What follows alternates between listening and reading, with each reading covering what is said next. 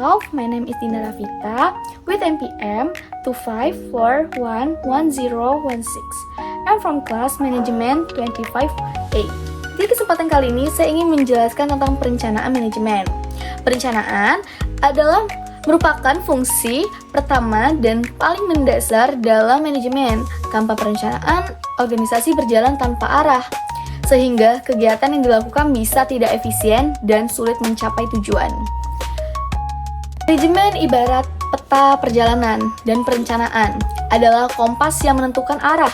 Dengan perencanaan, organisasi dapat mengetahui apa yang ingin dicapai, bagaimana cara mencapainya, kapan harus dilakukan, dan siapa yang bertanggung jawab. Secara umum, perencanaan manajemen adalah proses penetapan organisasi, perumusan strategi, serta penentuan tindakan yang diperlukan untuk mencapai tujuan tersebut secara efektif dan efisien. Ciri-ciri perencanaan manajemen. Yang pertama, berorientasi ke depan. Yang kedua, bersifat rasional dan sistematis. Yang ketiga, ada melibatkan pemilihan alternatif terbaik. Dan yang terakhir, menjadi dasar fungsi manajemen lainnya. 2. Perencanaan manajemen. Memberikan arah yang jelas bagi organisasi, minimalisir ketidakpastian di masa depan, menjadi dasar pengendalian dan evaluasi kinerja, meningkatkan efisiensi penggunaan sumber daya, memberikan motivasi kepada karyawan karena mereka tahu apa yang harus dicapai. Manfaat perencanaan manajemen yang pertama, membantu manajer memprediksi peluang dan ancaman. Yang kedua, menyediakan standar untuk pengawasan. Yang ketiga, menjadi pedoman dalam pengembalian keputusan. Yang keempat, meningkatkan efektivitas kerja organisasi. Dan yang terakhir, mengurangi resiko kegagalan. Jenis-jenis perencanaan. Perencanaan dapat diklasifikasikan menjadi beberapa kategori berdasarkan tingkatnya. Yang pertama, perencanaan strategis. Itu strategi planning jangka panjang 3-10 tahun, menetapkan arah organisasi secara keseluruhan. Dan yang kedua, disusun oleh manajemen puncak. Contohnya, perusahaan teknologi merencanakan ekspansi ke pasar Asia. Dan yang ketiga, perencanaan taktis atau tactical planning.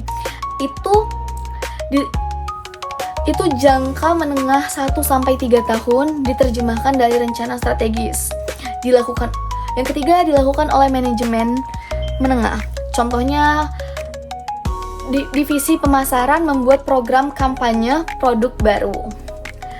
Terus perancangan organisasi operasional atau operational planning.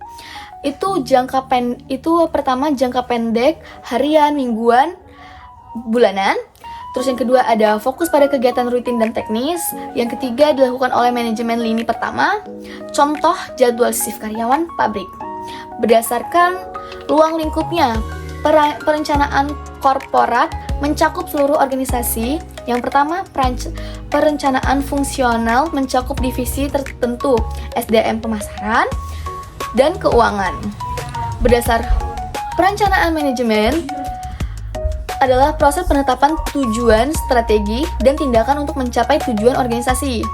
Fungsi perencanaan sangat penting karena menjadi dasar fungsi manajemen lainnya, atau organizing, accounting, dan controlling. Jenis perencanaan terdiri dari strategis, taktis, dan operasional. Proses perencanaan meliputi penetapan tujuan, analisis lingkungan, pengembangan alternatif, pemilihan, implementasi, dan evaluasi. Perencanaan yang baik harus fleksibel, relatif, efisien, partisipatif, dan berkelanjutan. Sekian dari saya. Terima kasih.